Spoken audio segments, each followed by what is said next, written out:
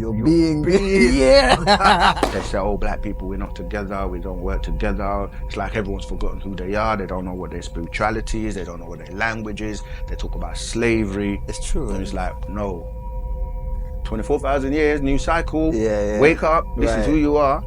You can come together. You can work together. You can love each other. All these other behaviors you've been taught by programming and learned programming by people that don't like you or adverse to you or don't want you to remember who you are and become who you're supposed to be. That's it. What was your profound moment in life where you were just like, whoa? In Wu-Sabat, we use the word, so we would say Nuwapian. Nuwapian became watered down from newborns to Nubian. Today, you know, people that didn't understand, they just say, oh, you're black.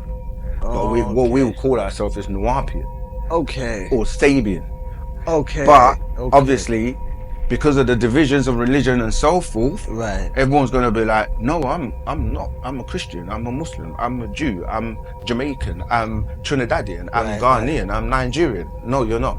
That's labels. People have labeled you based on either a situation, a location, or an action that you've taken on. Like, what makes you like African American? It's just a label. It's a category. Yeah, so then you have to go, okay, what was I before the label?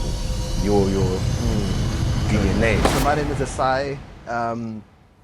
I grew up with Christian beliefs or kind of traditions, but they were never really strong and I was never held to them.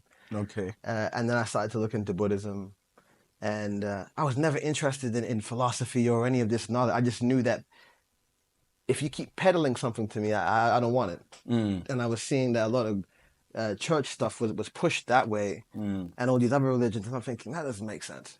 It should be, you just find it. So I respected all of these things, and I'd always adopt the Bruce Lee way, which is that to take different elements of it and make it yours uniquely. And that was kind of what it is. Right. You know, and it kind of made sense to me. Right. So that's where I'm at. Yeah, so welcome, so welcome to Each One Teach One. Thank you. And ask us anything. So, of course, I'm Seqen. Yes. I'm a student teacher of the master teacher, Panda Babyanun, who, for me, was like the end of the road in my search in terms of, like you say, when you get to that point where like, you're like, no, that's not for me. That's not for me. That's not for me. But you've got questions, and then you're looking for answers, and none of them, whether it was the monotheistic religions or just like organizations or whatever, no one could answer the questions. And it's funny because this is the similar story that you hear a lot of people that come into Wu-Sabat are telling us now as well. Like, it's like they're on a journey, they're asking questions, trying to find the truth. And then they come across Panda Babyanun. And then he just answers all your questions. And then it's not like you don't have any more questions, but it's like the questions change. You want to know deeper things now. You want to take it to a higher level. So that's how I came into Wu-Sabat. Wu-Sabat is the culture that literally is the foundation for everything. And so that's what we're about. And now we're just literally sharing Wu-Sabat with everyone else so that they can also experience, you know, the good news. So that's why we're here. So then what was your profound moment in life where you were just like, whoa, like what I'm hearing don't add up, right? I need to go and seek these answers. What was that for you? Do you know what? That's a really good question, because it goes back to when I was a child. And I think that for a lot of people, as a child, you just instinctively have questions. You just like, mommy, what's this? Mommy, what's that? And if you have a mommy and daddy around, if you don't, you kind of go inside yourself. And you may have visitors and beings that you communicate with, or you start writing and drawing things, or you find a way to express yourself. And so, but like you, I was brought up in a Christian home, Catholic to be precise, and how was that? Never resonated at all. Because it's like, you know, you're asked to, like, I don't know, like you follow, you go to church, you do the Holy Communion and all that stuff, and the environment just didn't resonate. And so obviously I quickly kind of like stopped going church. And then in life, you just kind of like, if you don't have anyone to turn to, you meet friends, your peers, and then you guys talk and you go out, you do things. And I think at that point is where you start to see other perspectives. Like, okay, your friend might be a Muslim and another one might be a Christian, and you have conversations, you ask questions, and you know, and then yeah, it was always about the questions for me. So in my teens, I started to kind of go back to when I was a child and like had all these questions where I used to like just ponder about the universe, look out into the stars, wonder what else is out there. Were And you then diarying these things? Like no, not at no, that stage. not at that. Okay. But then in my kind of like creativity, because I got into music, I started to write. I started to pen lyrics and things like that. So in that way, yeah, and poems and right. So that's when I think the writing came. But the questions were always there, and I found like no one could answer them. And obviously, being what people consider black, we face a lot of racism in terms of just society, you know, and like, and I used to always think about, you know, why, and then obviously came across activist people like, you know, your Malcolm X's, your you know, Martin Luther King's, and the people that were, you know, fighting speaking out. Marcus Garvey's, you know, started to like be like, you know, like I like these guys, what they're standing for. At least they're able to stand up for something. Fred Hampton. Exactly. So then I started to listen to like tapes back then, and then I think I got my first.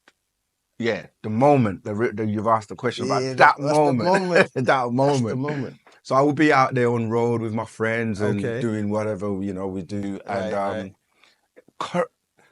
really always being saved and escaping situations like near misses. Yeah, near misses, and I'm thinking, Eventually, it's like someone's definitely looking out for me.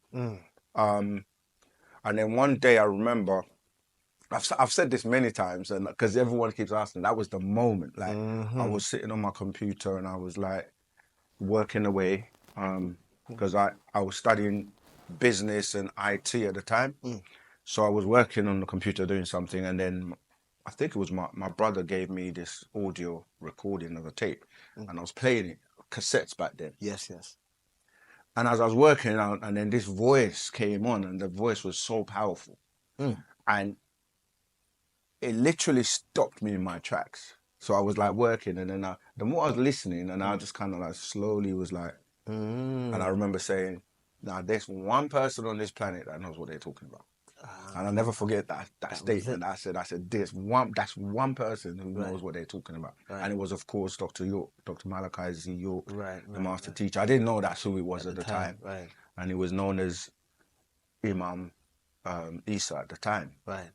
So yeah, that was it, the tones. And now, many years later on, you know, he has a 3-tone voice. So he has like 3 tones in one. And that tone, it resonates, and it kind of gets to you, you know, to your heart seat, and you feel it, and there's no denying it. But at the time, because he had an American accent, remember I was saying I was looking like the activist at the time. So I thought it might have been Farrakhan, because at that point, kind of Farrakhan was quite popular. And he had an American accent, and the person sounded that type of lingo, powerful. So I thought, is that? But I didn't know. So then later on, I got to distinguish that it wasn't Farrakhan, and then that led me to reading my first book, and then I read. Which was? It was called The Book of Names. Oh, okay.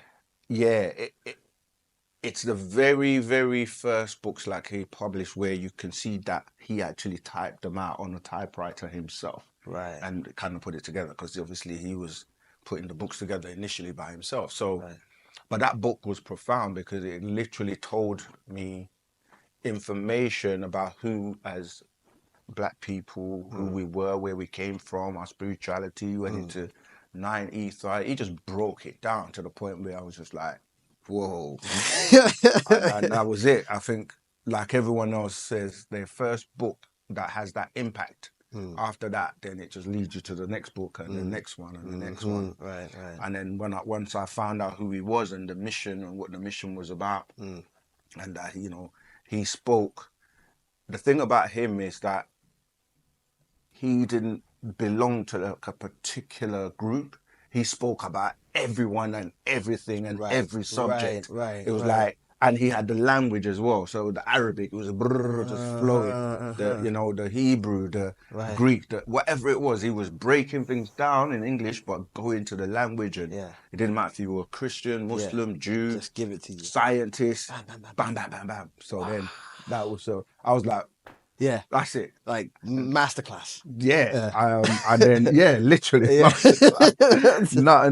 Nothing like it. So then I started to read more and more books, found a community, got involved, started studying, and then started teaching myself later on, and been here ever since. And just living Wu-Sabat now as much as we possibly can under the circumstances of not being in our own environment, and you know what I mean. So yeah, I know it's a bit of a long no, of course, like it's testimony, it's your thing, and I thought like, let me ask you something that's about like why you're here, basically. Because sometimes that's important. We don't do that, you know. It's important to know, you know, how did I get because you're the face of this, I guess, in London, right, in a sense.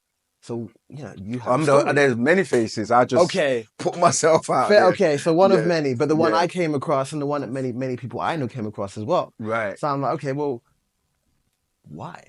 You know? And that's why I asked. And how did you come across it, and what was it for you? Because I got a little gist of kind of where you came and your background. So what was my kind of... That moment, That, ooh... Somebody asked me that when I was away, and I think it was when I took shrooms. Okay, I took shrooms, and the reason I took them is because a friend of mine, Sassari, shouting him out, Sassari, brilliant guy. Yeah. I got him onto your videos as well. Yeah. And he said to me, "Look, I know you will take. I know you. This is good for you because you're seeking certain information. Right. Just notice, not to just a party drug." So I said, okay, and I didn't source it, it sourced me, right? Because I didn't know who to ask about this stuff. Anyway, I got that. Long story short, I took it with him, and it wasn't enough. And I was like, oh, okay, this is nothing then. And then somebody else gave me more, and I said, how much is it? And he said, I don't know, you should weigh it. And I said, don't worry about it, clunk. And then I took it, time went on, and it was almost as if I was in a VR headset business going on here. And I was laying in my bed, and I was playing some, like frequency music. And it was like maybe a Buddha, golden Buddha. So I'm sitting there like this, and then all of a sudden I'm seeing like a tomb, like an Egyptian tomb. Right. And I always start thinking, everything does lead back to Africa, or Africa and Egypt at some point. So I'm in this thing, and I'm starting to see silhouettes of Osiris, silhouette of Anubis, and silhouette of Thoth. And I'm thinking, Tahuti. Right. The big one. And then I'm thinking, why am I seeing these things? Right? And then I look up and I see this dark thing come down, like alien sort of thing. But it was Anubis. And I jumped out of my chair, out of my bed. And I was thinking, it's not real. You need to face something. Right. So I took a deep breath and sat back into my bed. And then I looked up again and I saw it and I jumped out again. And I was like, okay, I'm going to lose it. Yeah. So I backed my courage back up again and laid flat and in stillness. And by that time it was gone. And I was just like, damn, I missed it. And when I looked up, I see Thoth just go. And then I was like, woke up. And after that, I started seeking knowledge. I started to look at. I came across. And before that, had you been in any kind of studies with Egypt or anything? No. Okay. The only thing I could say is when I was a child, and I used to like the hieroglyphs, and I used to have the stencils, and I used to put the things together, and like Mother's Day with the whatnot, and I did have the toy, cement, you know that game. So I did have those things in mind, but I was like 7, never been there or nothing. So it's pretty much dormant until Gnosis bites happen. And then after that, I just started chasing this information, and yeah, eventually after 2 years, it led me to here. Okay. Yeah. So, and when you were chasing, where did your journey take you before you got here? Yeah, all right, man. So first of all, I looked at Billy Carson because he was because he was talking about the emerald tablets, and I'm thinking, well, Egypt, tablet, that's okay. Let's have a look at that. Right. So I went and looked into those things, and I thought, okay, that's really interesting. I got what I needed, and then, the Kybalion. Oh, what's that? And then I'm like, Hermeticism. And I start looking at all these other things, and I'm thinking, okay, so those informations are outside of religion and constructs and controlling language. So I just thought, okay, these are things, and they also predate all of that stuff. Okay, enumerate, what's that? Okay, so I started looking at all these concepts, and then philosophy came in, and it all tied in, and then so from there I moved over to probably neuroknowledge, maybe a year ago. Okay. And then that was like my side information, and then I was looking at all these other things, and then all of a sudden I see your face come up. Maybe like last year. I was thinking, okay, I'm thinking, I don't want to take too much information because you have to discern what you're getting as well. Right, at the same time, yes. Yeah. So, and that's why we live in the situation where we are, because it's misinformation mixed with. Correct.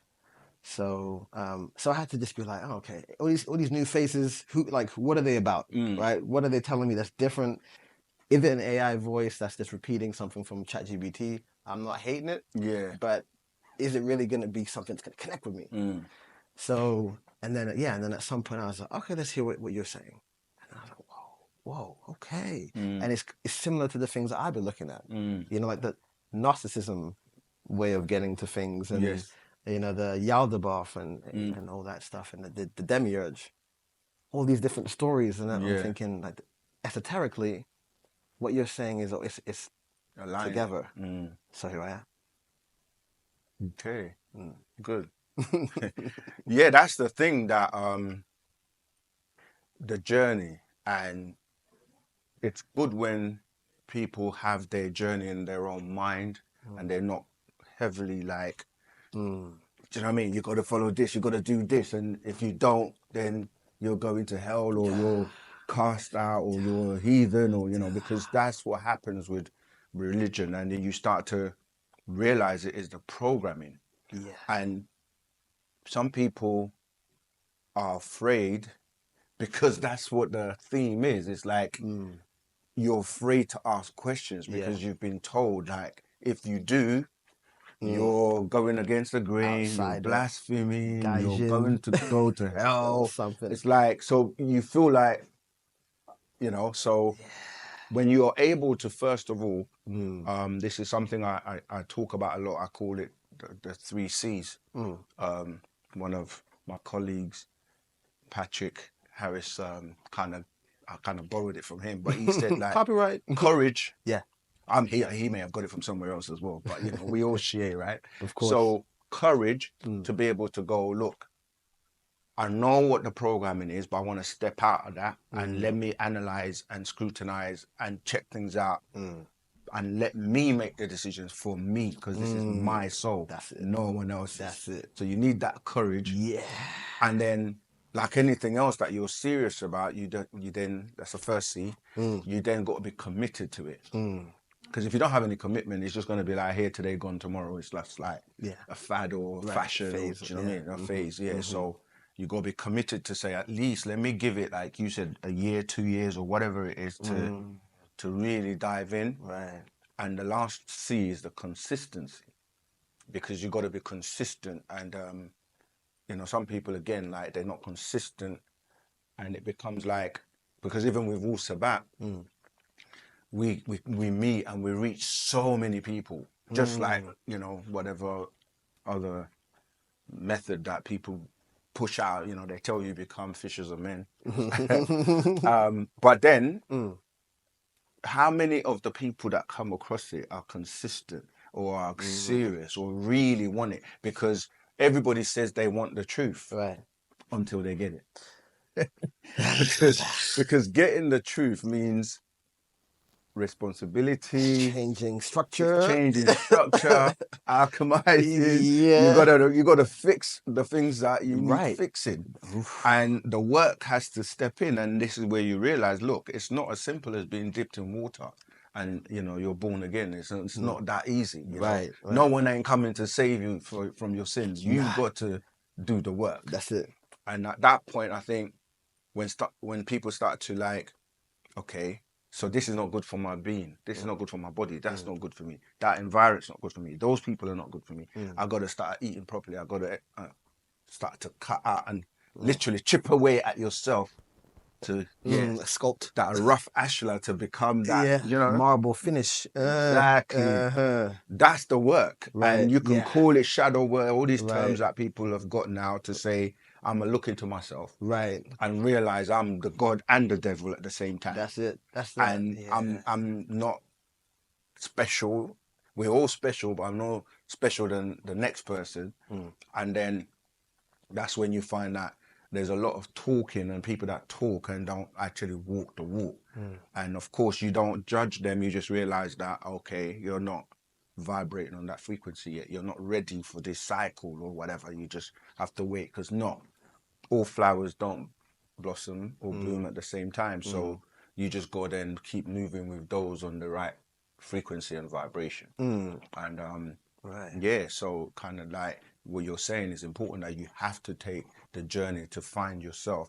This is why you have to look inward and look inside yourself. That's it. And you're given clues in religion, because even in Islam, they will say, look into like the bosom of Allah. But they don't tell you you're the Allah. And where's your bosom? Right. Yeah. It's your bosom. Right? That's it. Yeah, so looking into the bosom of Allah, you're looking at externally. And even like Jesus saying, the works that I do, you're going to be able to do greater works. So you're like, me? Right. I'm going to be able to what? Right. Reach people, heal people. Right. Wow. Levitate. Alchemy. Right. Transform stuff. Right. Yeah, you are. You are that being. Yeah. You can. And then you start to look at, oh, he was taught in Egypt. Right. He was raised in Egypt.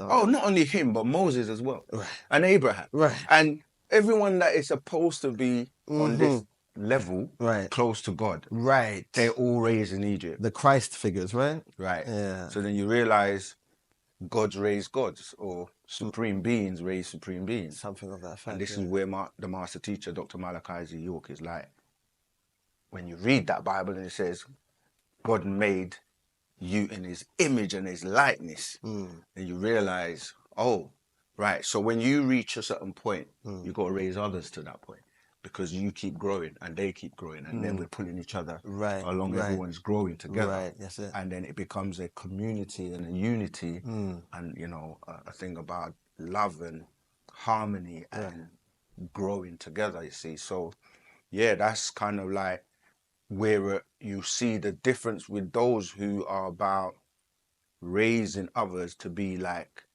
themselves, as to those who want to hold information, act the part, be like, I'm the one with information, you got to go through me to go to God. And that means that I'm better than you, and da-da-da-da-da. And ego. Oh, there you go. Oh, damn. The ego. Necessary. Yeah. If you liaise with it and in tune with it, but if not, and it drives. That's right. There's nothing wrong with having ego. No. But it's that ego in check, because it's energy on the go. So you have to control that energy, because it's so easy to think, da-da-da-da, we were here first, we built the pyramids. Right. Oh, we were Moses. We're all these people. No. Okay, cool. You're God? Yeah, I'm God? Cool. Yeah. All right, now do godly things. Now build, take on the responsibility. It was inherited, those things. They didn't know how to use them, so they broke them down. That's why they're buried and whatnot. Yeah. That's what I foresee. Yeah. But I wasn't there. Well, yeah, so, any questions, we can have a conversation and, yeah, just flow, each one teach us. If there's anything in particular about Wu-Sabat or any questions you have, then I'll be happy to do my best. Okay, the whole Gnostic idea, right?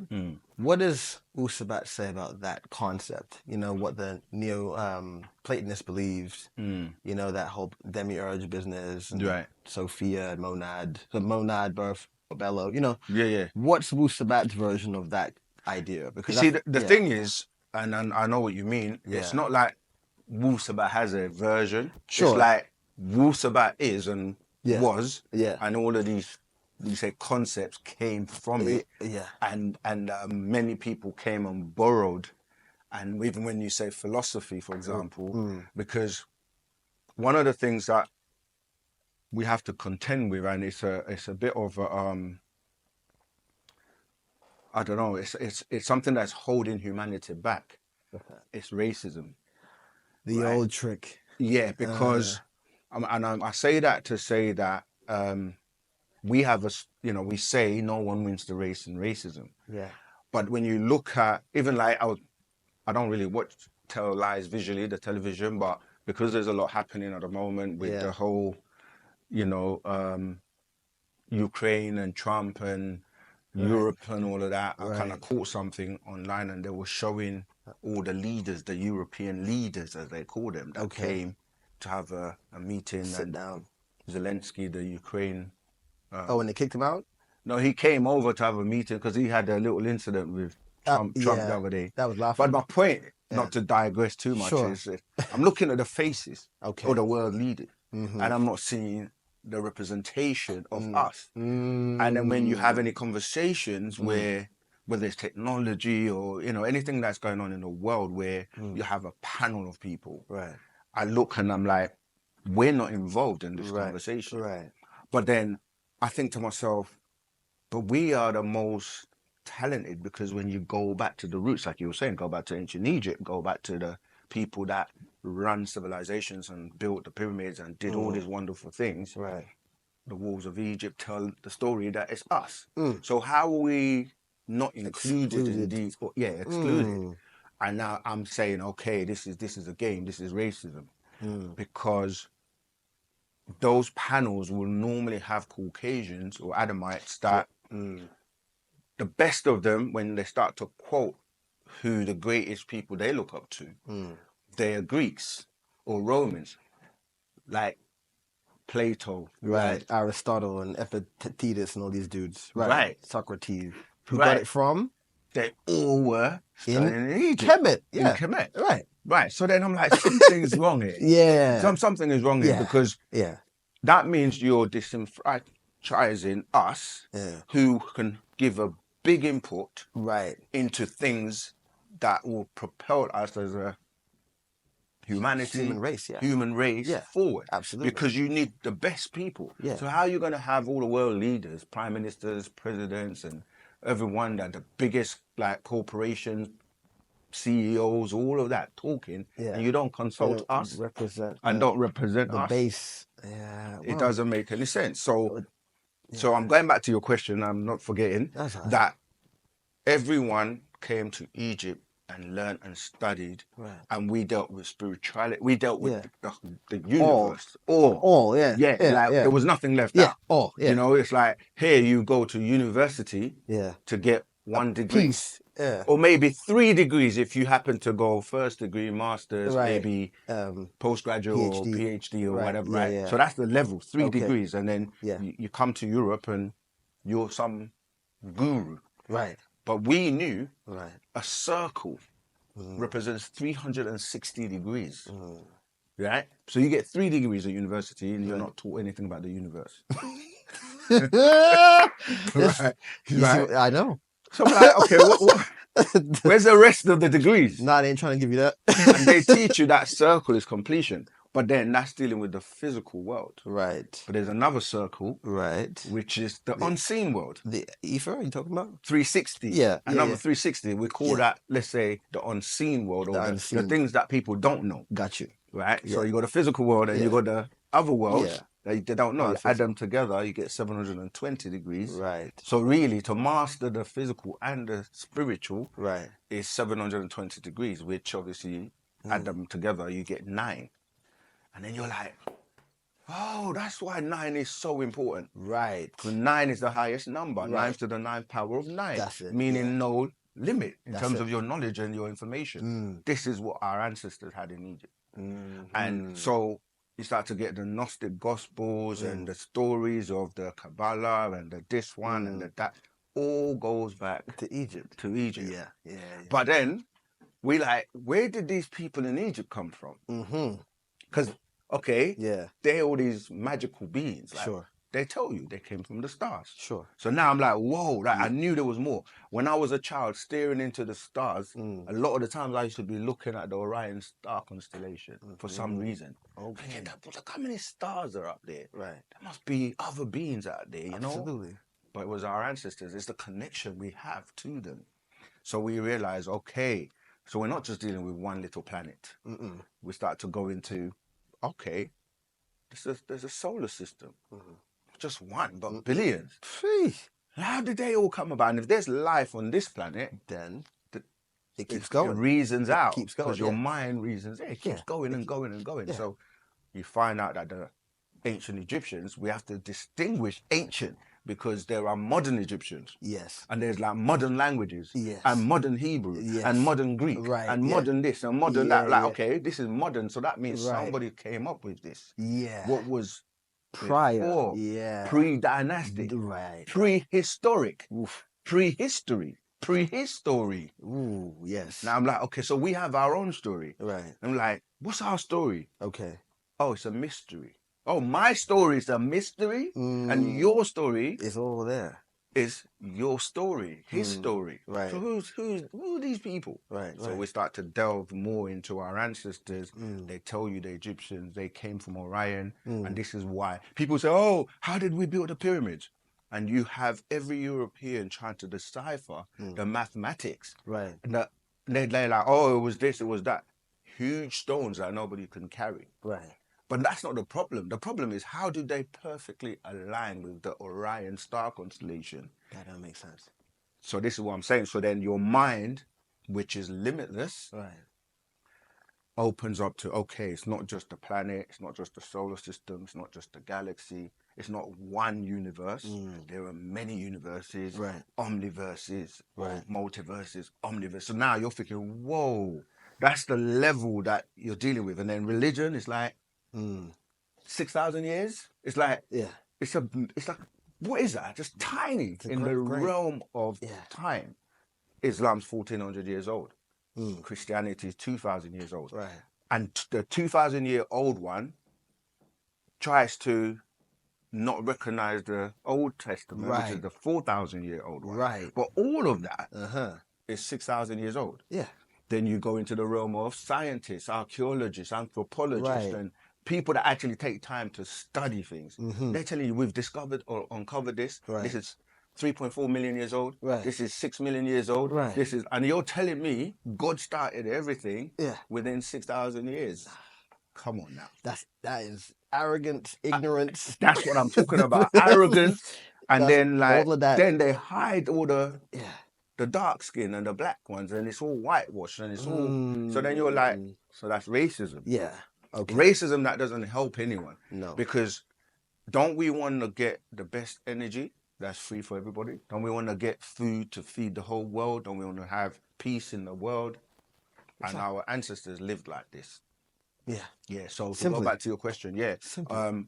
We know that everything is taken from our stuff, and now it's like we're putting back the puzzles, like putting everything back in the rightful place, and then all that confusion just goes, and you're not under this stress of lies and fabrications and distortions and people trying to pull the wool over your eyes when you can feel and know within your DNA, you know stuff, Right. you know, and then you start to realize, oh, these are who they were calling the gods, and they had powers, you know, they could communicate mind to mind, telepathy. Yeah. They could psychometry, touch something and know everything about it or feel Right. You know what I mean? Intuition, we just know things.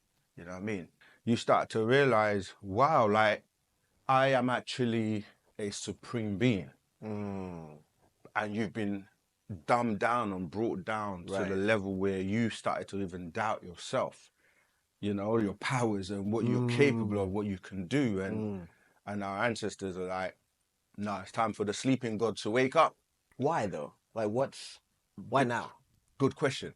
Because it's cycles. Things happen in 24,000, cycles. right? 24,000 year cycles, Okay. the sun cycle. Every 24,000 years, Right. we have to renew our history. Gotcha. And not only that, this particular 24,000 year cycle is the end where the Adamites who were created, or made, shall I say, Fashion and all that. right, their time was up in the year 2000 because they were only allotted 6,000 years. Right. And that 6,000 years was to see if they could reform and change from their nature and their ways.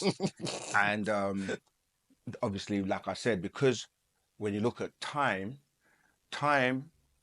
is kind of there's man-made time and there's natural time. Right. Because what people call time is very limiting Right. to the motion of the planet around the sun. Yeah. So that even discovering that or recovering that, it's like, whoa. Yeah. So if I'm outside of the planet, I'm not governed by this time. So then the concept of me getting old and aging and dying is outside of that realm. Outside of that realm completely. So it's like, so you realize our ancestors have been here for millennia. Yeah, and they've grown and evolved, and they are at a different stage now to the point where they're using all of their brain power, and we're using less than 10%. So it's like, just like discovering the vastness of space and the omniverse, it's like discovering the vastness of the inside of your being. Yeah. It's like, wow, like self-discovery is a whole different thing, isn't it? It's like, whoa. So if I could use more of my brain, and then you start to realize, oh, there were some beings that messed with us to make you forget who you are, to throw you off, and look to this direction, and look to that direction, and you're only gonna live for 120 years, and like physically anyway. Yeah, physically, everything is just like distorted, and now you're starting to remember, and then you're like, oh, you're the waking God. So like 24,000 years, the moon cycle, that's the last 6,000 years of the 24,000 years, ended in the year 2000. Okay. So now it's a renewal. It's the planet Earth renewing, it's the galaxy renewing, and it's not like, do you know what I mean? Like, no matter what you do, you can't stop it because it's natural nature. And the word nature ties back to Natiru, which is the ancestors in ancient Egypt, which the ones from the stars is Natharu. Right. So they're the ones that have set all this in motion. Right. So it was already planned.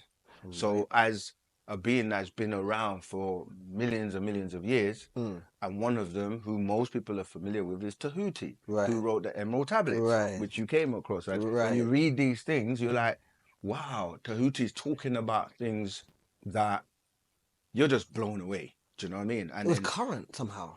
But it's current because the time is only now. Yeah. The real time is now. It's always now. Right. And he's always been here now, but in different... Like Mr. Manhattan type thing. Exactly. So the same being has been here throughout, written so many different books and certain different cultures, and people say he's reincarnating. Different avatars, right? There you go. Yeah, like Enoch, Hermes, Krishna, maybe Christ. Yeah, that's Enoch. Yeah, because when you get to that level, you all become one. Yeah. So it's like, oh, these are a council of beings known as the 24 elders. Right. In the Bible, they say, oh, you've got these beings around the throne of the Most High, and so on and so forth. So you're becoming one mind. Right. But like you say, each one holds a seat, and it's like, when you look at the 24,000 years, 24 elders, 24 hours in the day, 24,000 miles in terms of, it's all linked TikTok. up. Yeah. It's all TikTok, isn't it? And then they come up with an app called TikTok. Yeah, I call it TikTok. Because programming again. Yeah. programming at a level Yeah. where your attention span Yeah. is tiny. It's shortened. Very short. Yeah, it's from the year 2000, Yeah. it went from 12 seconds to 8. Right. That's scary. It's very scary because what it is what used to be an hour, Yeah. the time got sped up Yeah. to where it's like 15 minutes. So people don't realize they're stressed. They're constantly running because you're trying to fit things into this fictitious time. Right. But when you come out of that and you're in natural time, or like you go back to nature, things happen in nature when they happen. Yeah. It's not like, oh, it's got 12 o'clock. Yeah. You know what I mean? It's like the White Rabbit in Alice. I'm late. Yeah. So then they start messing with your mind with all these movies, but there's always the polarity of good and bad, Yeah. true, false. You know, that's like the switch between the two. It's always there. It's always there. It's always there. It's always there. Yeah. Yeah, You so- have to have it. Right. So then you have to remember that for every distortion, Right. the reality is Harmony. there. Yeah. Okay. Yeah. And you've got to like decide, okay, it's about balance. Absolutely. It's not about No. Yeah. No. It's like a robot running. Yeah. It's straight So in the middle. programming, Yeah. if you go into real deep like coding, Yeah. it's based on binary, zeros and ones. Zeros and ones. Machine code. Like, Yeah. It's two states. Yeah. Yeah. But they don't tell you about the middle state, and that's where the clock tick tock, and then the content and everything in that app, like you say, is getting shorter and shorter. So it's a distraction, Right. because you're agitated all the time. Yeah. I remember you. Yeah, so you start mentioned scrolling. You're taking all this knowledge, but you're not really discerning it, absorbing it, and it's not real because it's just like snippets. Yeah. It's like rap, when rap became rap. You know what I mean? It's like you're just taking little samples of the whole song. Right. Yeah. So yeah. there was a song, say James Brown did. Yeah. It's like, Yeah. get on up, Get on up. You're really, Yeah. for 12 minutes. Right. And now you're just taking a little sample, Yeah, just looping like, it over and over. That's it. And that's all you're And then getting. it'll be advertising something else. Yeah. So That's wild. Like from even me to be speaking to people that were older than me, and they were saying to me, "Oh, this stuff the stuff you listen to now is remix and blah blah blah." And we like the old stuff. And I'm like, you're old. Yeah. Now I got to that age, and I'm like hearing this, and I'm like, wait, now I'm old. And I'm repeating the same thing because you start hearing this thing looping. That's right. You know, and it's nothing fashion, new. music, films, so on. Just a loop. Yeah, cycles. And everything is a loop. It's Yeah. like, and then you say to yourself, how do I get out of this loop? Observe. That's right. Because you have to be like I keep saying, you can only go around the roundabout so many times before you have to take an exit. Yeah. Or you're going to run out of petrol. And then you're just going to break down. Yeah, and then you're going to stop everybody else. And so you have to like take a moment and realize that, it's our time. It's a new day and time. Right. And the old stuff's got to go. Like, you have to start. It's a new paradigm. It's a dimensional shift, energy shift, consciousness shift. And it can be a lot for people who have been taught and given a story that's pretty much fictitious. You know, you're born, you go to school, and then you're trapped in this 1, 2, 3 ABC. You know, morning, afternoon, and night. Right. Breakfast, lunch, supper. It's like people, places, and things. Like, but my mind can't seem to get out of these people, places, and things. But you can, but you're caught up in that loop. You know. See have you ever seen the Truman Show? Yes, I have one of my favorite shows. That is it's an allegory for the cave, isn't it? Like Plato's cave, so is Matrix, and so on. Exactly. And it's just that aware. You have to get to that level of awareness. Yes. To realize that that's a movie, and he's having his awareness moment, and I'm also having my. Wait, this is, and then you start to think, like fractals. All of those things. Yeah. That's I think that one's overlooked as an aha movie. Yeah. Normally it's mainly Matrix. We have a list of movies on the aha website. movies. Yeah. Literally, man, like, and these movies you have to remember who's behind them, who's making them, who's putting them together, and why. Of course, going back to the agreeable and disagreeable, or the duality thing, is that you have extraterrestrials that are also agreeable or disagreeable, Right. and they are the ones pulling the strings, and Right. what people call inspiration. Right. They download into you. Outformation, right? Yeah. And not all of them are agreeable. So Right. they have their motives, and some of them want to control humanity. They want to take over the planet. You are an energy source for them. Yeah. So you are like food for them. So now you start to look at you and look at an ant, and then you go deeper and deeper, and you're like, there's some tiny life forms on this planet that share this planet. Right. But when you zoom outwards, Yeah. like a magnifying glass, we are a tiny, tiny little ant in a tiny, tiny little planet. Yeah. So then everything is like, wow, you get into quantum. Oh yeah, because then it's like the more you go in, the bigger it actually gets. Right. That's the reverse, isn't it? There you go. So there's always the expansion and contraction. Yeah. In and out, pulsation, That's movement. it. That's it. That's why we're alive. That's why we're vibrating. Yeah. And that goes into sounds, tones, frequencies, and then language. Right. Because the language, the tone, spelling, and the spelling, the vibration, that Yes. keeps people in this hypnotic spell. On that note, right? What would you say is the best word to call? I mean, for the longest time, I've just been calling people brothers and sisters that are darker skinned, because I don't like people using the word black all the time, because I always feel like that was the word that was given or labeled when the Westerners came, and they were just like, well, let's make a distinction. Well, they are this, and that was it. Right. And we've just been using this word, and I'm like, it used to give me the ick at some point. I was like, no. I'm not a color. Yeah. I'm not a color. I'm not a number. I'm not a color. But yeah. So yeah, what's your take on that? Okay, this is where Wu-Sabat steps in. Yes. And answers what's questions, that then? because Yes. the master teacher, Pana Babyanun, has been sent by the forces of nature, or chosen by the forces of nature, to bring in this new cycle. Okay. And with that means that you have to relearn everything. Yeah, exactly. And learn what others took from us. Yes. So that's where the culture comes in, Wu-Sabat. Yeah. Because Wu-Sabat has the language, right, where we use those right tones, those right vibrations, and those frequencies.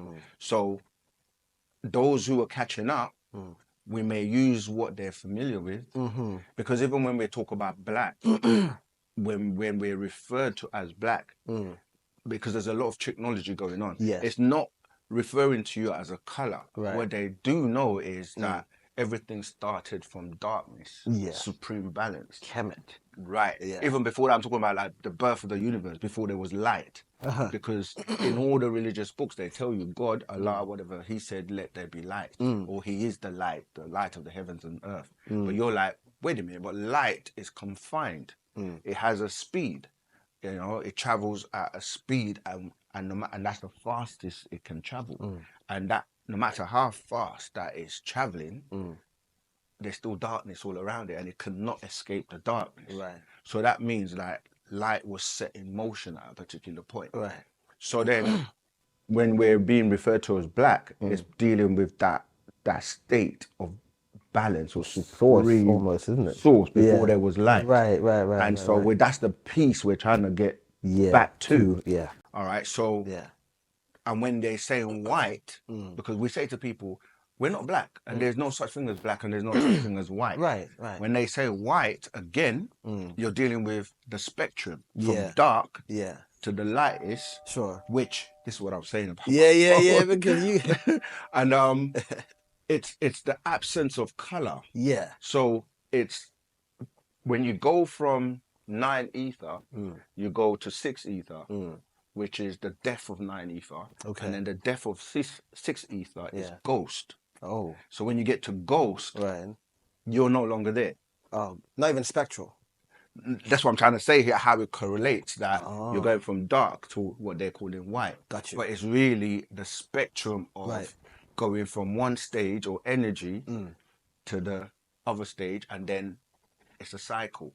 Because the death of ghost, then you go back to nine Right. ether. Back to the tree. So when you're looking at that in the manifestation of people or races on the planet, you're looking at a black man. If you're looking at a brown germ, that becomes, you know, the brown, the red, then the white. And you go into, like you said, the spectrum of light and the spectrum of when you take light, and because remember, all colors combined is black. Yeah. You take that, put it through a prism, Right. then you get the different rays of Yeah, colors, yeah. which is different states of vibration. Right. And then you can see like, okay, everything comes from black. Yeah. So really, black in that sense is not a color, but they will Yeah, tell you yeah. that this is black Got you. when you're being taught colors.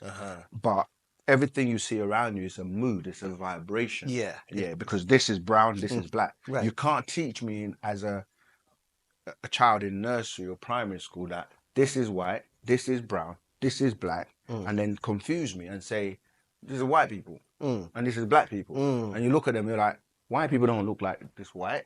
Right. Black people don't look like this black. Right. So of course there's technology. So yeah, we're going back to the stage of Language, man. Yeah, the language is it's a confusion because they tell you that spells are cast through spellings because you hearing words, but then when you say, okay, who made up that word? Who put it together? What does it mean? So you go into the science of etymology. You go into the so Wu-Sabat, in Wu-Sabat we use the word. So we would say Nuwapian. Right. Nuwapian became watered down to from newborns to Nubian. Right. You know what I'm saying? And then today, you know, people that didn't know, didn't understand, Right. they just say, oh, you're black. Oh, But what we would call ourselves is Nuwapian Okay. or Sabian.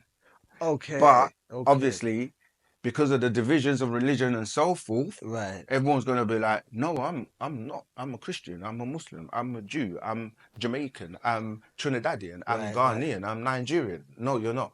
That's labels that people have labeled you based on either a situation, a location, or an action that you've taken on. Like, what makes you like African American? That's a label. It's just a label. It's a category. Yeah. So then you have to go, okay, what was I before the labels?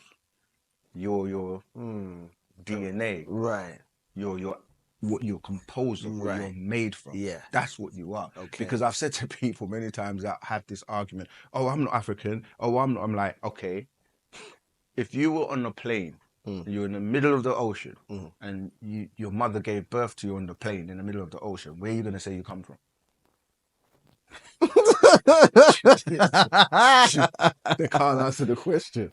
Yeah, because there's a whole lot of shoulder. well, if you're born in America, you say, "Oh, I'm American." Right. Born in the UK or London, oh, I come from the, you know. But yeah, I think it's a lot of wanting to be part of something, isn't it? You know, it's that conformity business. Yeah, but listen to that. You're already part of something, which is part of the mask, isn't it? Because you feel that you're not part of something, so you got to be part of something. Right. And then the word, look at the word alone. When you look at the word alone, it gives the illusion that you're by yourself. Right. But when you take out the one, O-N-E, and the A-L, which literally spells all. Right. So we're all one.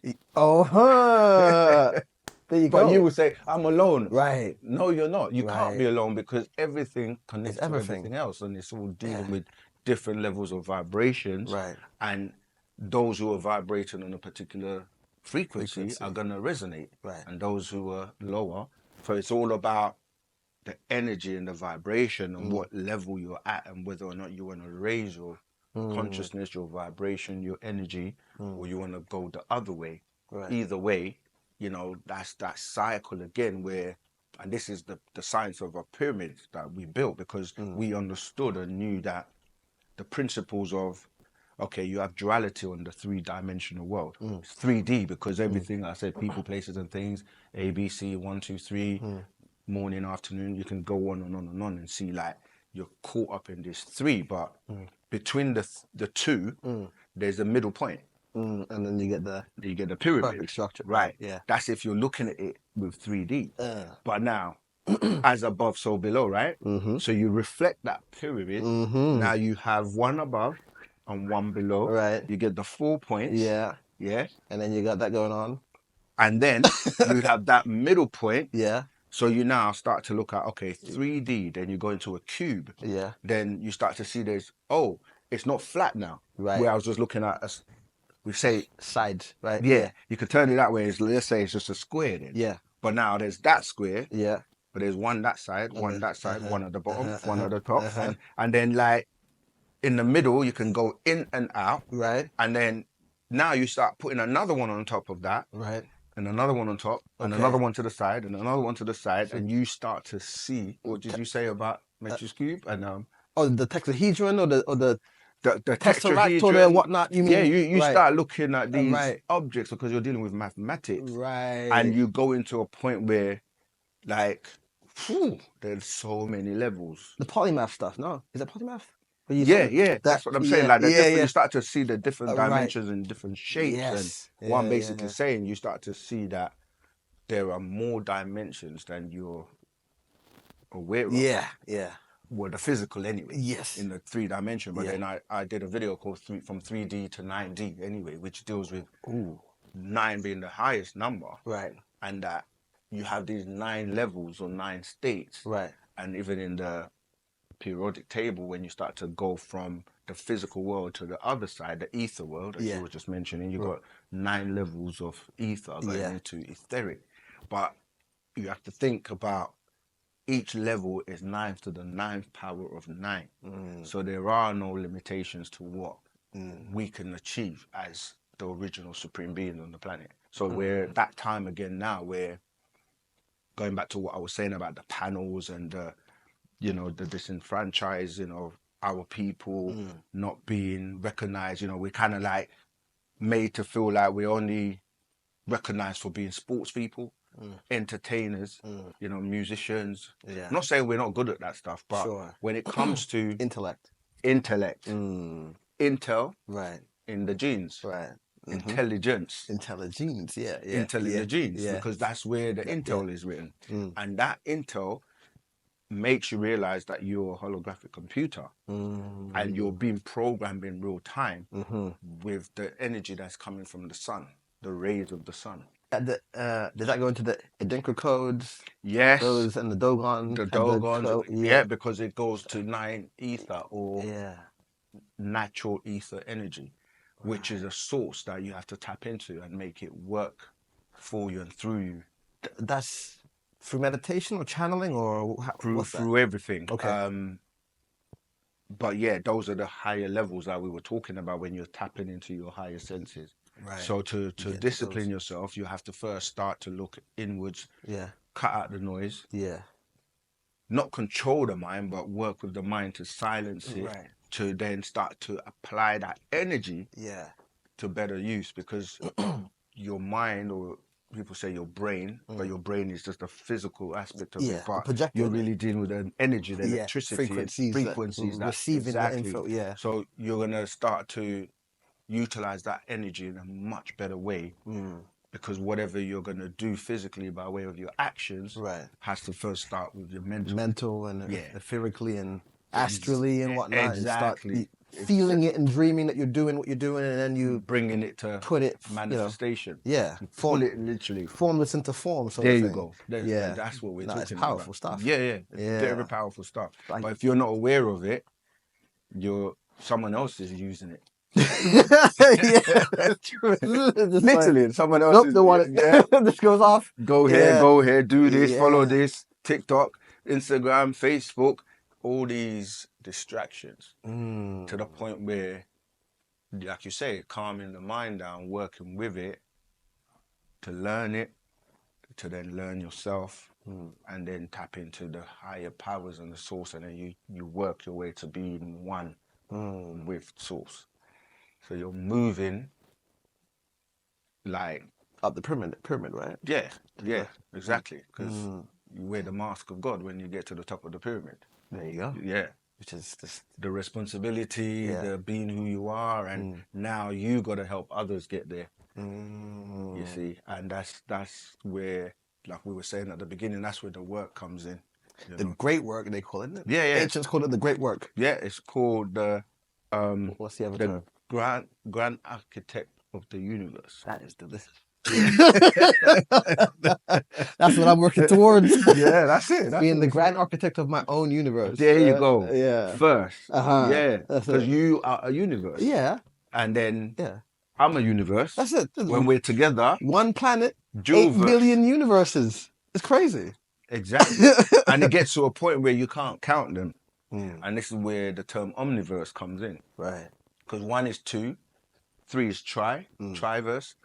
You can go on and say 4 quadverse, and then it gets to a point where you say multi. There's so many multiverse. And then the multiverses just get to a point where they say infinity and you say omniverse. But no matter how far you go in the 3D dimension, there's still more to go, because you have to graduate. You have to be worthy to receive, access that. Yeah. to access the Akasha records. Oh yes, those. Yes. Yeah. Those. Yeah. I knew we'd get there at some point. That place. How does one access that? That's a matter of just communing with yourself. It's like anything else. The first step is to turn it on. Right. It's like the light. The light switch is there, right? Yeah. And without you turning on that light switch, you're not going to get the light. The 0s and 1 again. So you got to turn one state to the other. Right. So you're already connected to everything anyway. You're just not. Someone's turned the switch off. Okay. And you didn't realize it's been turned off. Yeah. And when you come across Wu-Sabat, or like you did, go on a journey of consciousness, something's going to turn it on. Yeah. And that light we're talking about is inside of you. It's called the solar plexus. Right. Yeah. So you got to switch it on. Right. It's there. Someone may have turned it off, or it's dim. Right. Because you're not enhancing it. So you say, this little light of mine. Right. And then, like, I'm going to make it shine. Right. There's a song. I heard Let it shine, let it shine. Yeah. So this is what the master teacher, being a supreme being, does. He comes and he, like that moment we spoke about, that's called a DNA explosion. Because literally, biologically, chemically, DNA explosions took place in you when you listened or heard or got that moment. Your DNA exploded, and it sends messages throughout your being to your brain, and then and then you now boom, third eye's open, you're connected, and you're now like, whoo, right. That might be that moment where you took that. Do you know what I mean? Because that reacts with something called the hippocampus region of your brain. Right. And this is the bit that deals with what people call hallucinations, and because it was maimed, like when your barotheric gland was removed, and now it's like you have the ability, you're there, but that light has to be switched on. Right. So when the master teacher comes along, he turns you back on, and you're like, whew. So anybody can wake up at any time. Got you. Okay. Yeah. So you can just meet someone, have a conversation with them, like you said, or you're vibrating on a particular frequency. Right. And remember, when you're looking at these screens, whether it's your mobile phone or the TV or, you know what I mean, like a monitor, that's light that's being sent to your eyes. Yeah, information. Yeah, information. Cerebral cortex and all that. Exactly. So then a frequency of light is sent to you. It's tapped in, and then you wake up, and it starts to connect your major organs and your heart seat. Right. The heart seat deals with compassion, care, love. That's the earth. Responsibility for sentient beings. Right.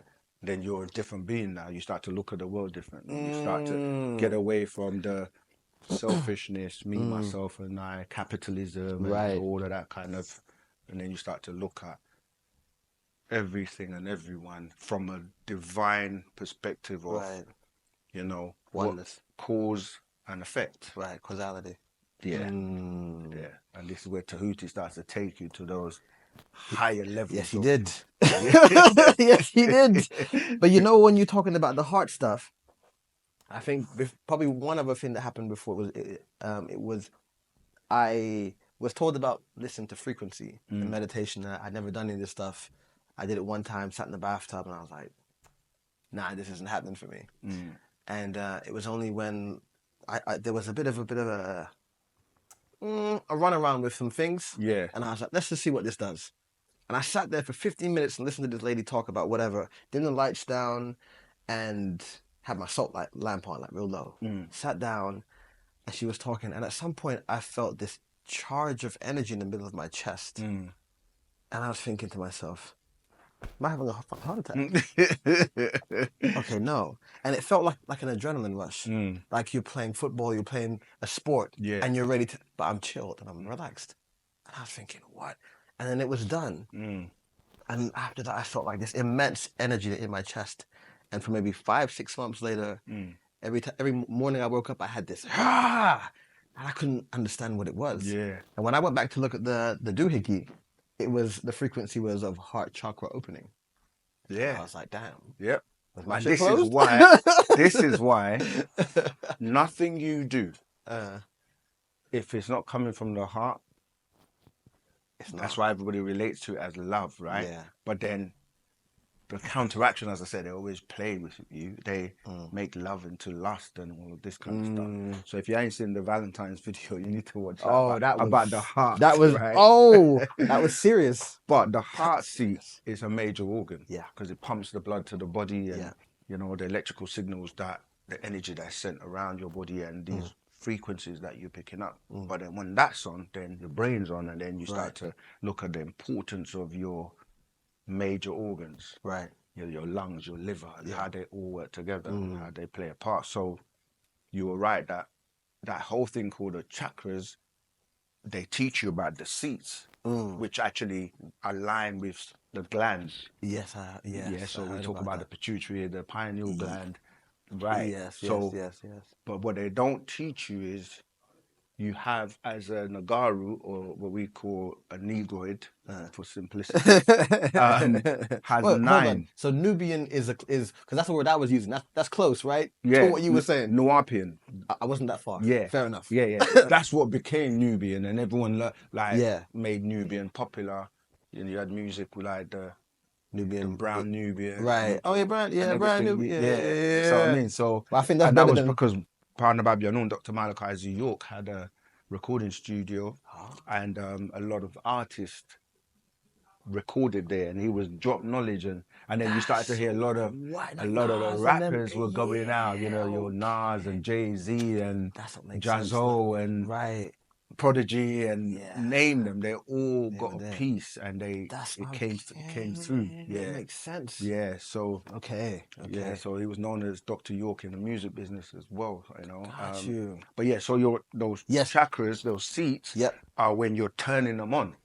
They even show you the colors, with the red being the one that is the lowest, the root chakra deals with lust, materialism and survival. Exactly. And as you move up, you're going to what people say the purple or the violet, which is, and then it goes out. You have 2 more above your head. The ninth, because when people get into all of that, they might go into Buddhism or Hinduism, and these are beings that deal with transcendental meditation, and they start to go into that esoteric knowledge. But even then, like, they always like, where's the Negroid or the black one? Because you end up with Hinduism, and then you end up with, like I said, Buddhism. But then, because people didn't realize Wu-Sabat, so when you now realize, oh, that's why they all stop at 7, the 7 chakras. But we are 9 ether, so we go all the way to 9. And so when you realize, okay, so now you know there's more to go, and you don't just stop at Buddhism, because people they say, oh, black people, we're not together, we don't work together. It's like everyone's forgotten who they are. They don't know what their spirituality is. They don't know what their language is. They talk about slavery. It's true. And it's like, no. 24,000 years, new cycle. Wake up. This is who you are. you can come together, you can work together, you can love each other. All these other behaviors you've been taught by programming and learned programming by people that don't like you or are adverse to you or don't want you to remember who you are and become who you're supposed to be. That's it. Yeah, so we're here to stop all that. That is work, man. Yeah. That is the good work. The good work, and everyone's got to get involved and help and teach, because it's not just. That's why I say we're not racist. We deal with humanity. Yeah. We deal with language that transcends people, places, and things. That's it. And we deal with, like, we said, ashuk, which is divine love. Right. Yeah. But the thing is, when change comes, in any situation, it could be in an organization, a business, or whatever, people try to resist, and they're comfortable with where they've been at all the time. You know, it's like, no, you got to change. You got to evolve. You know, you're not designed to just be stagnant and just remain on one gear. You can't drive a car stuck on one gear. You got to shift gears. You got to keep moving, and it's a learning from cradle to grave. And you know it. As a being, then you start to go outside the physical. As a being, you know, you got other realms and other experiences. You have to do it. You have to. It's all about elevation and inner discovery, which is not like they a lot of the books that people, the billions follow and you know, they make trillions from it. They don't go in, like I was, cause like I said to you, I write some things here and there. Yeah. And I wrote some things about how they gloss over the okay, first of all, how can we are all emotionally and spiritually and mentally, these are what make up every and any being in front of you, right? And they are unseen elements. But in these texts, they don't talk about them. They don't highlight the what's underneath the engine. They just polish the car. Yes. Right? And you get in, you do your business, your car's polished, but the engine's not fine-tuned, so you don't know about what drives the engine. It's not talked, it's not... They don't know. No, it's exoterically talked about. But but not esoterically... Can't go into the details and the... Given. Right, so again, you said the word ka. Ka in ancient Egypt, in our language, is spirit. Vessel, right? Ba is soul.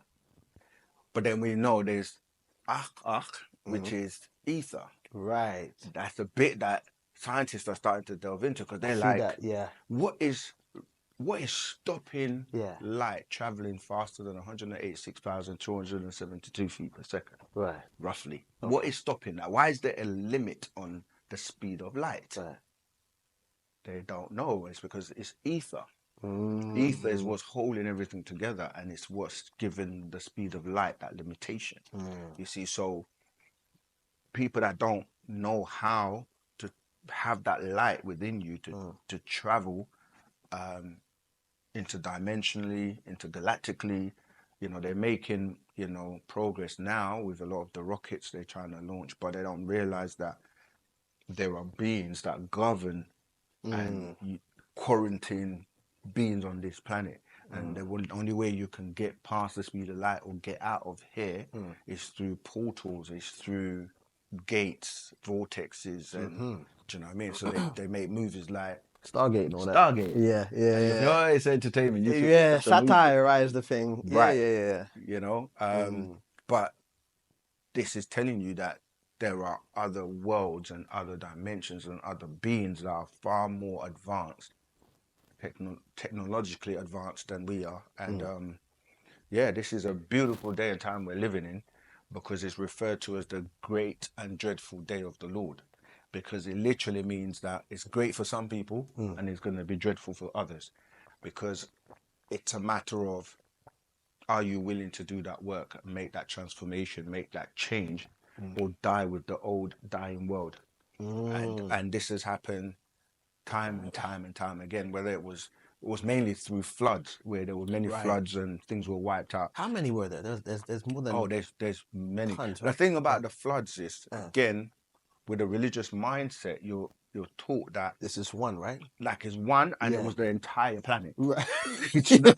Right. It was never like that. Okay. It was like we have today, tsunamis. You Yeah. heard a tsunami in this place, and a lot of people died, and that was it. And but you know, so you start off with the books. They're telling you at the beginning that everything was underwater. So that Right. was a flood. Right. And there were beings that lived underwater. Right. The amphibious ones. Exactly. Yeah. And then you know, and that was in that part of the world called the Mesopotamia. In fact, we just dropped a video called The Flood. I saw that. That explains this. And Wait, did you go into Atlantis at all?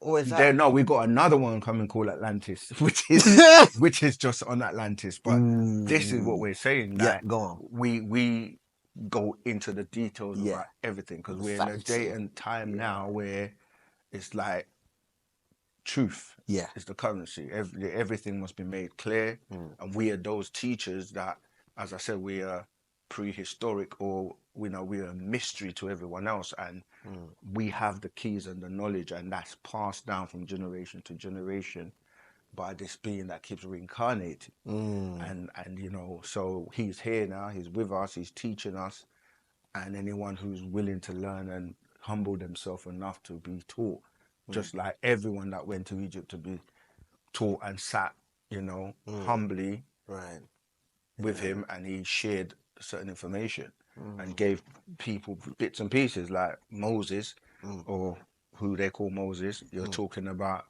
Moses or Ramesses.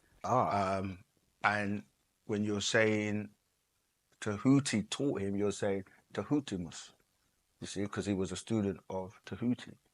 Yeah, most of these people were taught by from both. Right? Yeah, exactly. Yeah. That's who the Greeks referred to him as, or Hermes, and the same being. Got you. Yeah, got you. So it's here again, and as much as some people deny it, we say truth is truth. You know, you can't. How do they deny it? What do they just? Well, there are people that tell you. Oh, it's like looking at us talking now. Like, oh, they can't know all of this scientific information. Gotcha. Imagine. Do you know what I mean? It's like Elon Musk. Yeah, it's like, come on now, like, this is our information. Yeah. And the elders actually originally were trying to use what people call rap today, for those guys to get it out quickly. Because they were like, these guys are spitting at this. Well, I don't call it spitting, by the way, because that's a bad habit. I got some lyrics I wrote, actually. Like, oh, yeah? Yeah. Go on, then. Nah, it's just that line. Every time I say that, I say I'm not a rapper, I'm a lyricist. Right. I've been here since the beginning, before Genesis. Yes. I don't spit because that's a bad habit. Yeah. I know it goes on. But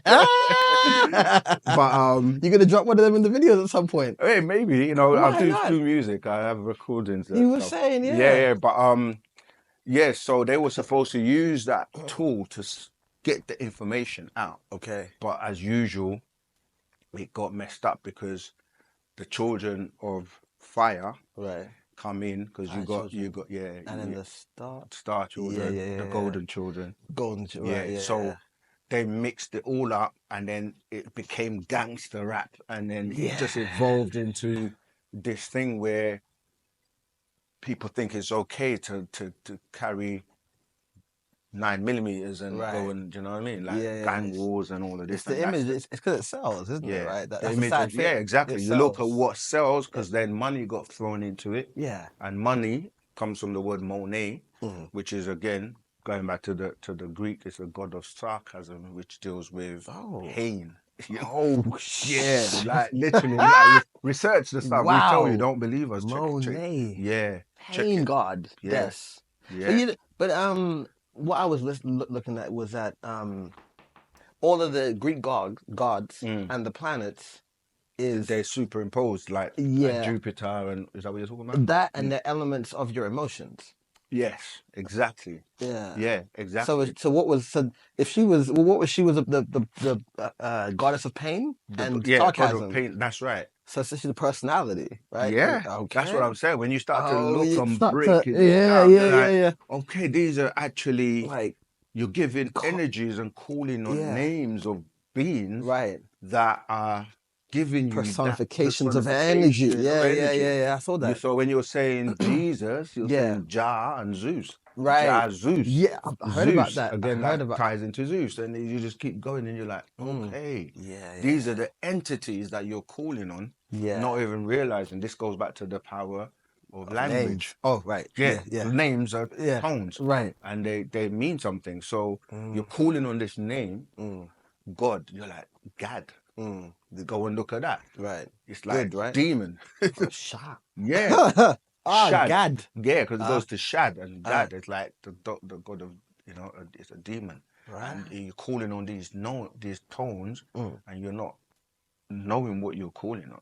So now you have to reverse everything and start calling on your ancestors, calling on the right tones to guide you, and then you're pulling on that energy, and then they will help you. But you've got your immediate ancestors as well, like going back 4 generations, and not all of them are agreeable. You've got agreeable and disagreeable within your matrix. Sure. So you have to learn which ones you're gonna align and call on through epigenetics and something called quantum entanglement. Right. Yeah. Which is literally like, no matter the distance, or the size, you're connected, and you can affect each other from one point or the other, regardless of where they are in space, right? That's right.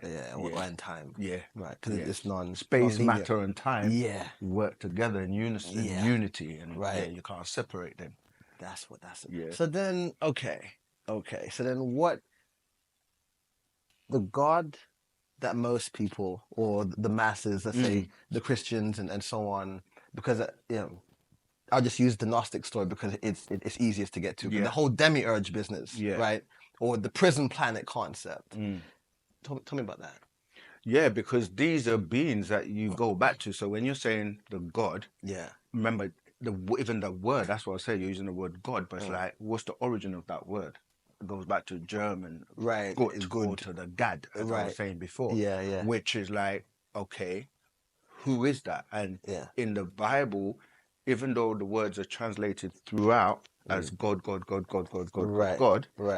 it's distortion because each word that is saying God, when you look at the Hebrew in the Old Testament, it's going to be like Elohim, Yahweh, Adonai, different names. And like, but they're different people or different characters. And it's like, one is telling you to do this and another one is telling you to do something that's contrary or contradicts what the other one's saying. So you're thinking, this one wants to wipe everyone out, drown people, kill people, and this other one is saying something else. So go back to your question, is like, you're really dealing with the Anunnaki beings like Enki and Enlil and Ninurta and Erishkigal and all these Anunnakis where the story was taken from into the English. When you go into the Islam, it's the same thing. When you're saying Allah, you're really saying Allah, which is Elo, which is the Elo or the Elohim. See what I mean? So it's like it's the same being in different, because remember the 3 monotheistic religions go back to Abraham. And Abraham and his father Terah, they were fire worshippers, and they were like, do you know what I mean? They didn't even practice what people are saying Hebrew or whatever today. So it's like there's a lot of distortions and confusion, and then people will try and tell you it's not plural, that is singular. But then it doesn't make sense in the English either, because you're saying, let us go down there and confound their language. Let us make man in our image and our likeness. So it's like, who's he talking to? Who are you talking to? They're having a dialogue. Someone's having a dialogue. Having a dialogue, And even when they try and tell you in Christianity that no, it was Jesus that was with God. It's like, okay, cool. So but he wasn't born yet, he wasn't there yet, and like, okay, how is he there? And you say he's God and he's having a conversation with himself. And what will be the point of you talking to yourself if no one else is there? Do you know what I mean? Like, you only say, I'm going into the room. You want me to, like, I'm going into the room, I'm going to put all my clothes on, talking to yourself. Like, there's no point. So clearly it's a dialogue or a conversation between people. So they say, in the beginning was the word. And you say, Okay, and what was that word? They don't know. Right. And the word was God. Right. And then that word became flesh. Right. So you're talking about tones, we're saying the language, Tone. Yeah. coming and manifesting into flesh. And that's when people came. So when you start to look at the origins of these religions, some being always comes to someone to start off the Right. like the form, Chain the reaction. creation, the making or something. Yeah. So Angel Gabriel will come to Muhammad, or do you know what I mean, Abraham, or someone comes to someone, and this is these extraterrestrials that we're talking about. That's who you're going back to. That's who you're calling on, and all of them are not in your best interest. Got you. Yeah. So then, So what you have would to you align yourself with the right ones. Okay. So then, collectively, what's people be doing? Because if they're all over the place, collectively, you people should yeah. be reading the scrolls from the master teacher and That's a nice little plug-in. yeah, Nice little plug-in. that's the reality, and learning and knowing what we're talking about, and then coming together in communities, working together to change the narrative that has had people's minds trapped. Because that's what's happened. Your mind's then trapped, and you're taught that if you don't believe this book and you don't belong to this gang, then you're not a part of us. And that creates divisions, because then you have different gangs that say exactly the same thing. Then they fight each other on who's right and who's wrong. Right. And it's like, it just creates wars and chaos, and the people take up, weapons or whatever. And it goes back to the story in, Cain and Abel, and him then, taking his brother out. And that story just repeats when you got Enki and Enlil. You got Jacob and Esau. It just goes on and on and on. Because the minute you're taught that you're different or given competition, that's the end of it. Because competition breeds this conflict and war. And even if it comes in the form of football teams or rap teams or musicians, or whatever you look at it, the minute you're set up to be competing against each other, Failing, you're going to fail. Yeah. So it's really about, I'm not saying don't have fun, but know that you can do something for fun and everyone enjoys themselves and go home.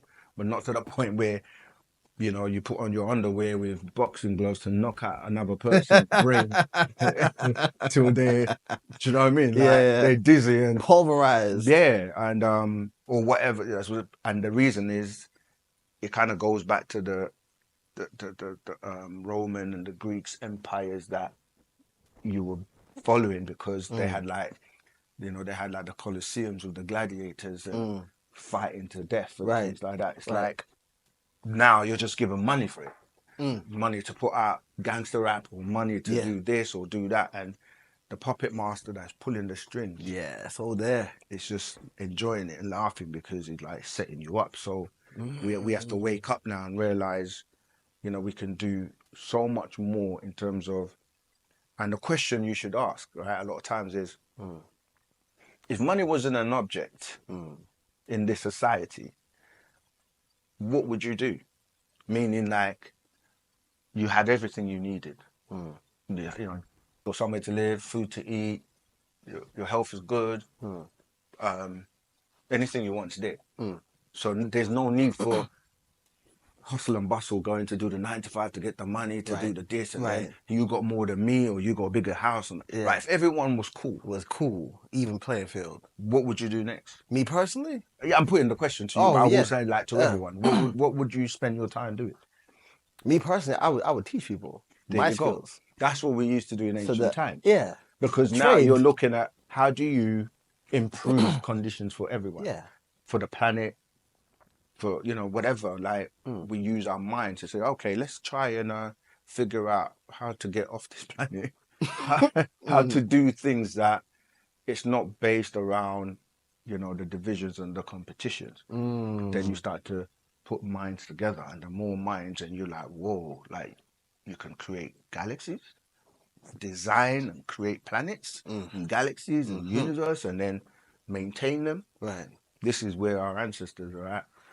And this is what we're trying to catch up to. And I feel like because of all the division, that's why we're so far behind. Hence why I read you that tale, what I was saying about the alien, right? Saying that that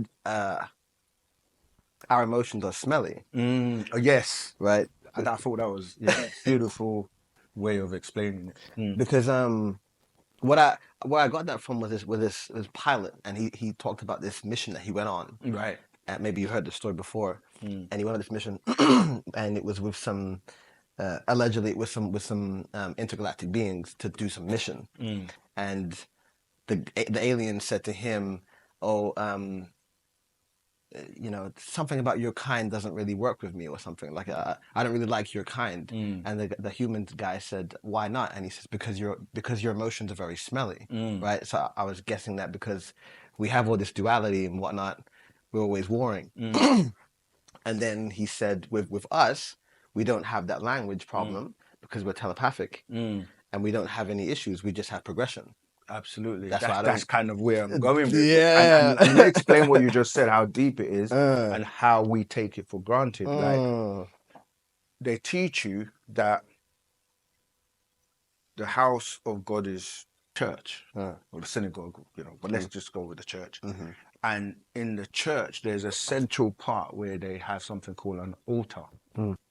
And in the Bible, they tell you that, you know, these prophets and beings, they had to sacrifice on an altar for God. Okay. It goes into the whole kind of like God-like, into the smell, the burnt carcass. Oh, and you know, that's the Moloch blood. thing. Moloch, Exactly. Baal, and all them. Exactly. Yeah. But where I'm going with this Okay. is that you are the church, Uh-huh. and in your center, Right. you have that solar plexus I was speaking about. Right. And it's the burning that takes place, because what you're doing is you're taking in oxygen, and then that is burning. Right. Yeah. And that's why you're giving back out carbon dioxide. Right. Carbon is a residue of burning. Fusion, right? So what you put into your body, because whatever you put into your body turns into liquid and then interacts with your blood. And the acid in the blood is what's burning it. So when you're eating meat or red meat and blood meat, you're putting that in, and it's that burning, and then your body is actually porous. Yeah. So you have pores, and that smell comes out of you. Got you. But that smell also can come out through sweat. Yeah. Comes out through your adrenaline, and comes out through when you've got these emotions, anger and so forth. Anger being the lowest vibration. And so you got two sides to your nature. The reptilian nature, which is the one that likes that kind of, like I said, the Chaos. blood meat, the chaos, the adrenaline, the anger, that remind me of that rapper Dochi. And then you have the God side, or the Natharu side, which is peace, calm, tune with nature, and like the balance has to come in, because if you feed too much to your negative or the disagreeable side, so animals and beings, like when you talk about Bigfoot, right?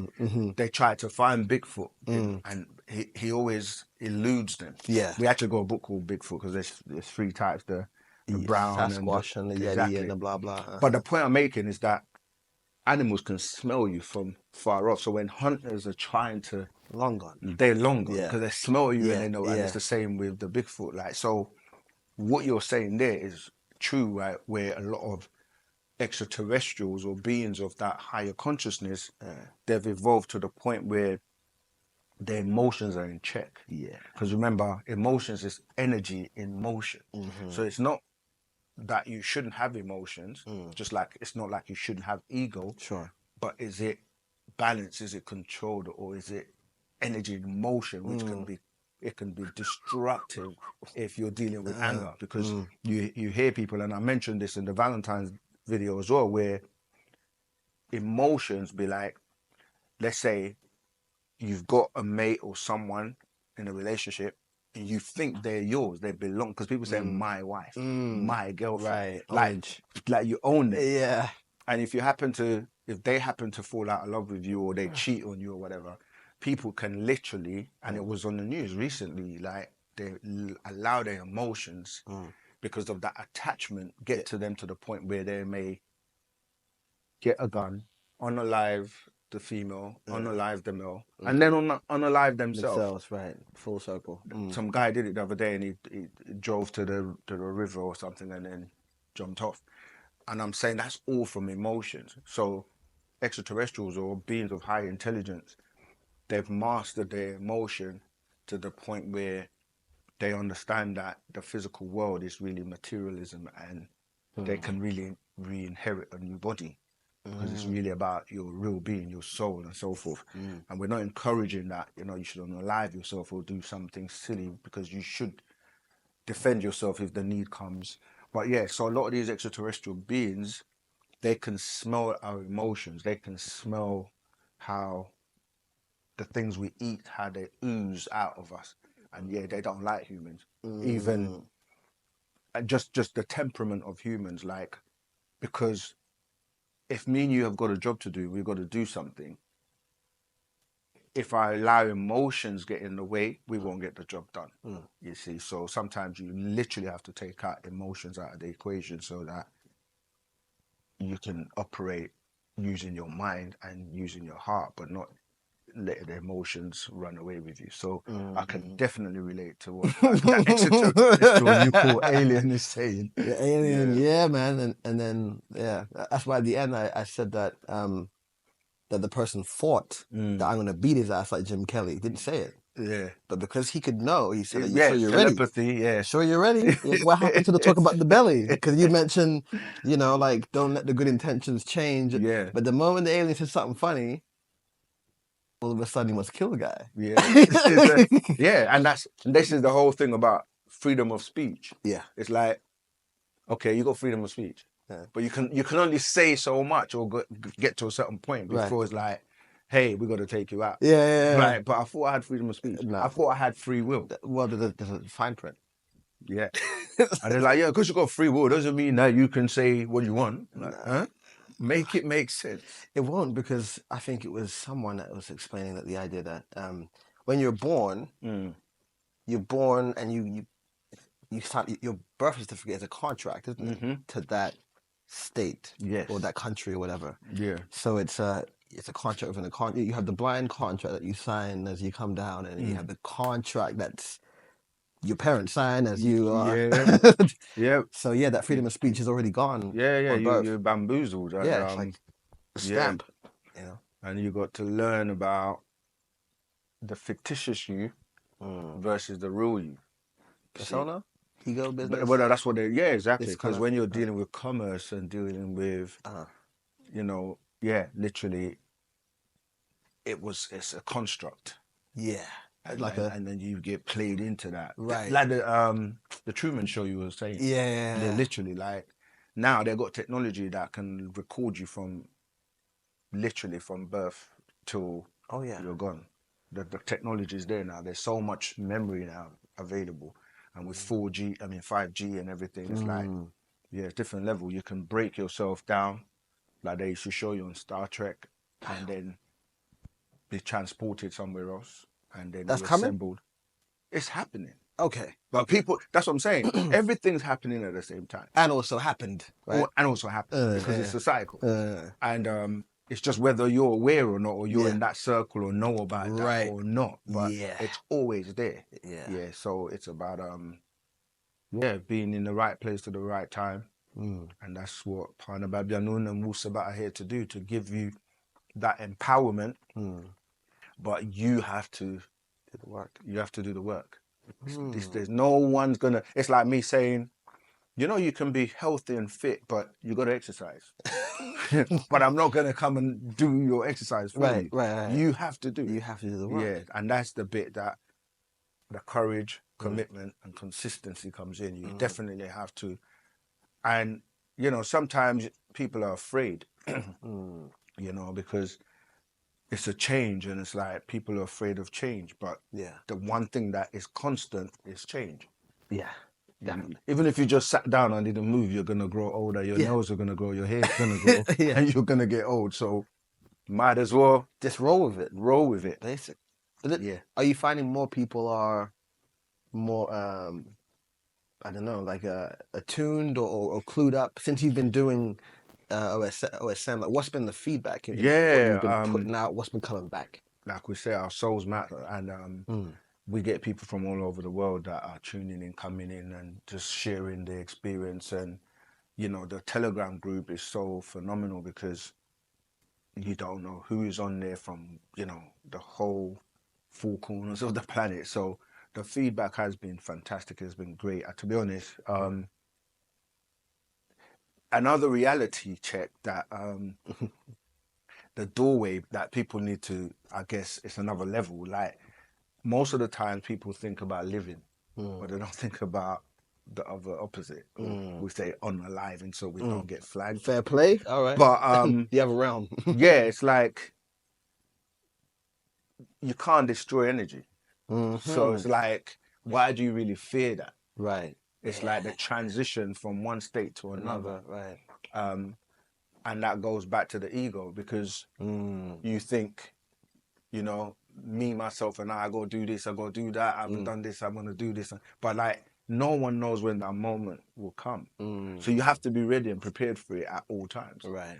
But the fear, because you can say to somebody, don't be afraid as much as you like, but when that fear kicks in, it's only down to them that they're gonna either act or flee, you know.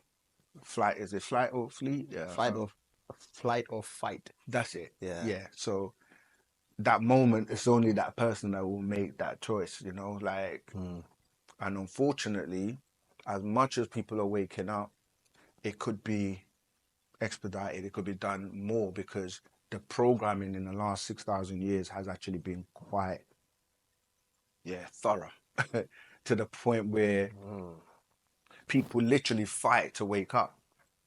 And how? Like what does that look like? Have you watched the movie They Live? Oh, that's a great movie. Keith David and Yeah. But Roddy Piper. Do you remember the fight scene? In the hallway, it's like, you need this trash can.